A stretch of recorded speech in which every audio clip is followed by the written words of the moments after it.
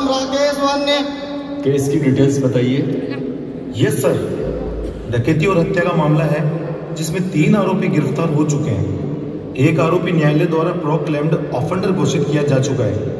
एक विधि का उल्लंघन करने वाले बालक के संबंध में किशोर न्याय बोर्ड की विधिवत कार्यवाही की जा रही है। सभी गवाहों की तलबी इस संबंध के माध्यम से कराई जाकर सभी के बयान दर्ज किए जा चुके हैं। क्या तीनों आरोपी मौजूद है? यस सर, वीसी के जरिए तीनों आरोपी ट्रायल से जुड़े हुए हैं। क्या तीनों आरोपियों के वकील उपस्थित है? Yes sir. क्या आपको चार्जशीट की कॉपी मिल गई है? जी सर, इलेक्ट्रॉनिक माध्यम से मुझे चार्जशीट की कॉपी उपलब्ध करा दी गई है। सर, मेरी एक और रिक्वेस्ट है कि आप मुझे एक और तारीख दे दीजिए, क्योंकि केस का चौथा आरोपी तो कोर्ट के सामने आया ही नहीं है, तो आप कार्रवाई शुरू कैसे कर सकते हैं? नहीं वकील साहब, अब नए आपराधिक कानूनों में 2 बार से ज़्यादा एडजमेंट नहीं मिल सकता। आप पहले ही 2 तारीखें ले चुके हैं। और जहाँ तक चौथे आरोपी का सवाल है, तो मैं आपको बता दूं, नई कानूनी धारा 356 भारतीय नागरिक सुरक्षा संहिता के तहत उसके खिलाफ ट्रायल इन एब्सेंशिया की कार्यवाही शुरू कर दी गई। आपको ध्यान ही होगा कि हमने चार्ज फ्रेम भी 60 दिनों के अंदर ही किया था। वकील साहब, अब तारीख पे तारीख का जमाना गया। पीपी साहब, चीफ एंड क्रॉस हो चुके हैं। आप दोनों अपनी फाइनल बैच शुरू करें। जज साहब, प्रकरण के सारे गवाह पेश हो चुके हैं। 4 अपराधियों ने मिलकर योजनाबद्ध तरीके से हत्या और डकैती के इस जघन्य अपराध को अंजाम दिया है। अपराधियों के विरुद्ध सभी साक्ष्य जैसे फिंगरप्रिंट रिपोर्ट, ई साक्ष्य video, CCTV footage, DNA report विधिक रूप से प्रमाणित कर माननीय न्यायालय के समक्ष प्रस्तुत किए जा चुके हैं। वीडियो बनाने का समय, जगह का टाइम स्टैम्प और जीपीएस भी कैप्चर हुए हैं। योर ऑनर, मैं नए आपराधिक कानूनों के 3 नवीन प्रावधानों के तहत इन पर कार्यवाही करने का निवेदन करता हूं।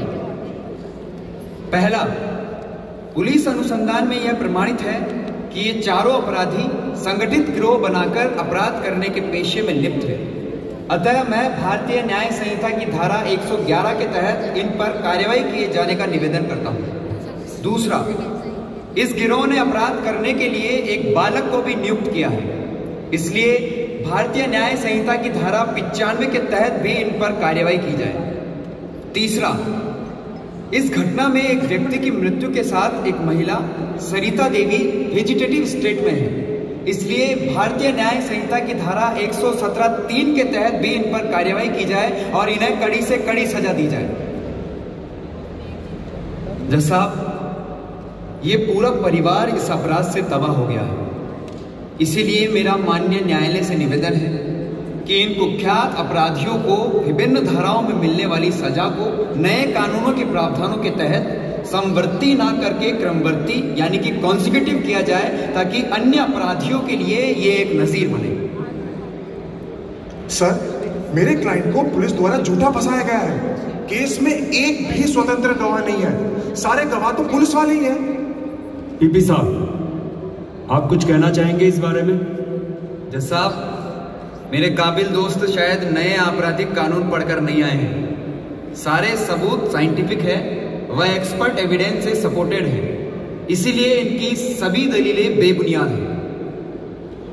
इस केस में सारे सबूतों व गवाहों को एग्जामिन कर लिया गया है और साइंटिफिक एविडेंस, एफएसएल रिपोर्ट्स और ई साक्ष्य वीडियोग्राफी से आरोपी राहुल, राकेश, आसिफ के विरुद्ध धारा 103(1), 111, 117(3), 95, 310, 109 भारतीय न्याय संहिता तथा 4/25 आर्म्स एक्ट के अंतर्गत अपराध में दोष सिद्ध पाए जाने पर उम्र कैद की सजा सुनाई जाती है। उद्घोषित अपराधी विजय पूरी प्रक्रिया में उपस्थित नहीं हुआ। नए प्रावधानों के अनुसार आरोपी विजय को भारतीय नागरिक सुरक्षा संहिता की धारा 356 के तहत ट्रायल इन एब्सेंशिया में दोषी करार देते हुए उम्र कैद की सजा सुनाई जाती है। दंड आदेश की कॉपी तुरंत अपलोड की जाए।